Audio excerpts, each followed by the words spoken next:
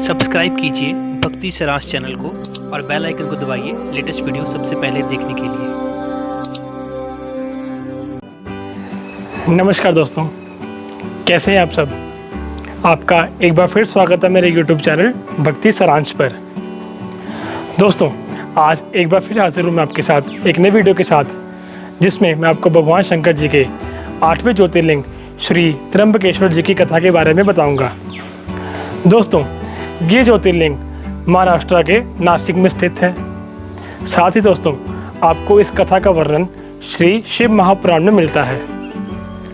दोस्तों, साथ ही अगर आप मेरे चैनल पर नए हैं तो प्लीज़ मेरे चैनल को सब्सक्राइब करें और नीचे दिए गए बेल आइकन को दबाएं ताकि मेरी हर वीडियो की अपडेट आपको सबसे पहले मिले।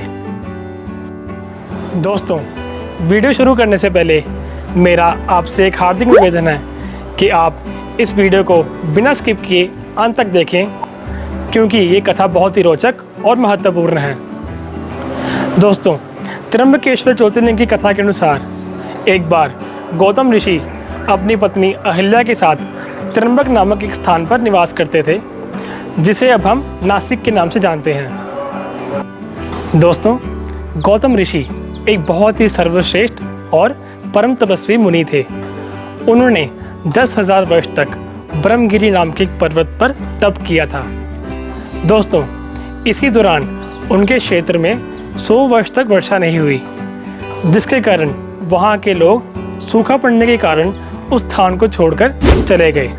सबका ये हाल देखकर गौतम ऋषि और माता अहिल्या को बहुत कष्ट हुआ। उन्होंने इसका समाधान के लिए जल के देवता वरुण देव का तप किया। गौतम ऋषि ने वरुण देव का 6 मास तक तप किया। उनके इस तप से प्रसन्न होकर वरुण देव वहाँ प्रकट हुए। तब गौतम ऋषि ने कहा कि हे प्रभु, आप मुझे जल का दान दीजिए। तब वरुण देव ने गौतम ऋषि से कहा कि आप यहाँ अपने हाथों से एक गड्ढा खोदें।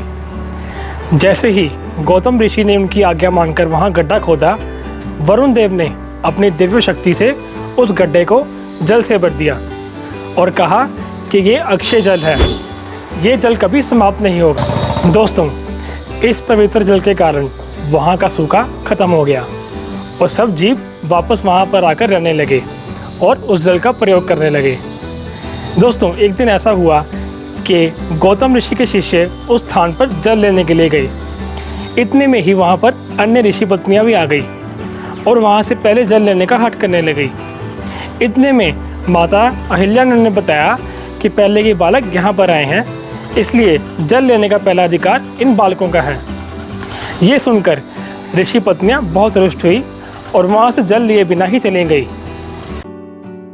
तब ये बात जाकर ऋषि पत्नियों ने अपने पतियों को बहुत ही बढ़ा चढ़ाकर बताई और कहा कि उस कुंड पर उनका कोई अधिकार नहीं, सारा अधिकार गौतम ऋषि और अहिल्या का है। ये बात सुनकर वो सब ऋषि गौतम ऋषि से बदला लेने की सोची। उन्होंने उनसे बदला लेने के लिए भगवान गणेश जी का तप आरंभ किया। गणेश जी उनकी प्रार्थना से प्रसन्न होकर वहाँ प्रकट हुए। तब ऋषियों ने गणेश जी से कहा कि आप गौतम ऋषि और उसकी पत्नी को इस स्थान से निकालने पर हमारी मदद करें।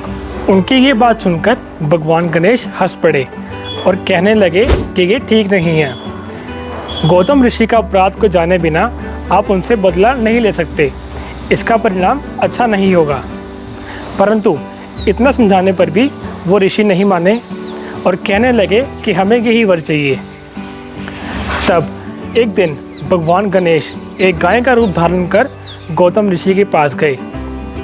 गौतम ऋषि ने उस गाय को अपने हाथों से आहार दिया। उस आहार को खाते ही उस गाय की मृत्यु हो गई। ये दृश्य को ऋषि पत्नियां और उनके पति छिप कर देख रहे थे।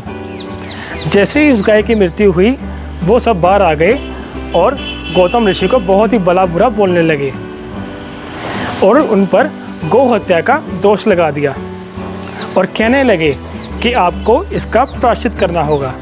सब ऋषियों ने गौतम ऋषि से कहा कि आप अपने प्रायश्चित के लिए 3 बार धरती की परिक्रमा, 1000 बार ब्रह्मगिरी की परिक्रमा और 1 मास का व्रत कीजिए, या आप इस स्थान पर माँ गंगा को लाकर उससे स्नान करें और भगवान शंकर के 1 करोड़ शिवलिंग बनाकर उनकी पूजा करें। तब ऋषि गौतम और माता अहल्या ने उस स्थान पर भगवान शंकर जी के 1 करोड़ शिवलिंग बनाकर उस स्थान पर उनका तप आरंभ किया।